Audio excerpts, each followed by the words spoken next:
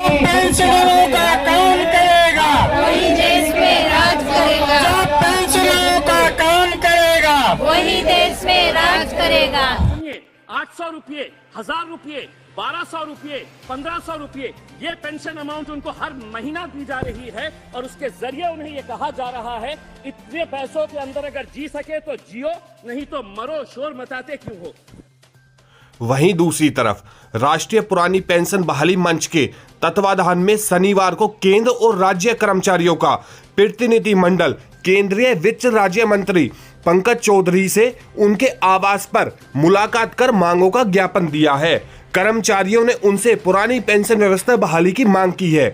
मंच के संयोजक विनोद राय ने बताया कि पुरानी पेंशन बहाली का मुद्दा देश के 2 करोड़ कर्मचारी, शिक्षक और लगभग 2 करोड़ पेंशनरों व उनके 16 करोड़ के परिवार की रोटियों से जुड़ा है। हमारे पैसे के नहीं है, आर्थिक नहीं है।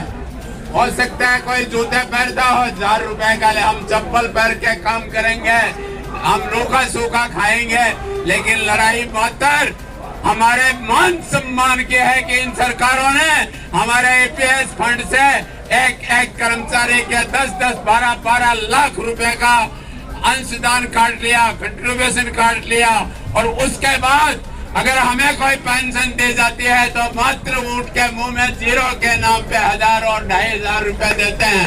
तो ये एक बहुत हमारे मान सम्मान का सवाल है। जब हम हमारे रिश्तेदारों में जाते हैं, हमारे मित्रों में जाते हैं, हमारे समाज में बैठते हैं, लोग हमें पूछते हैं आपको पेंशन कितनी मिलती है, तो हमें शर्म तो नहीं आती है, लेकिन थोड़ा शर्मी से हमारा सर झुकने का काम होता है। तो बोलने का मतलब ये है कि आज 2000, 1000 में मेरी माँ बहन घर कैसा चलाती होगी? नहीं चलता साहब।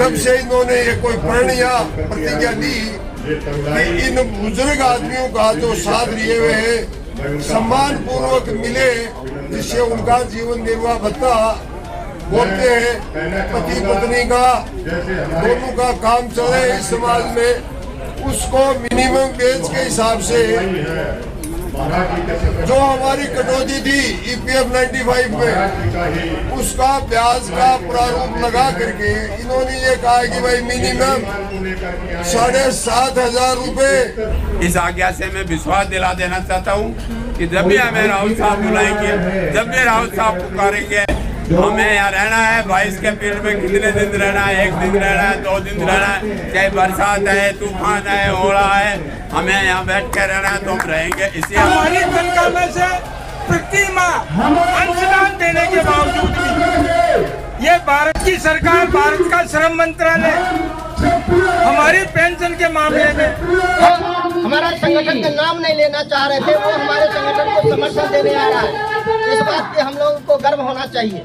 लेकिन हम आप जो है अपने खर्चे से, अपने व्यवस्था से, अपने हक के लिए, अपने लिए नहीं औरों के लिए जो हमारे इस संगठन में अपने प्राण की आहुति दे चुके हैं, लाखों आदमी चले गए, परिवार जो है आज उनके लिए हम आप आ रहे हैं।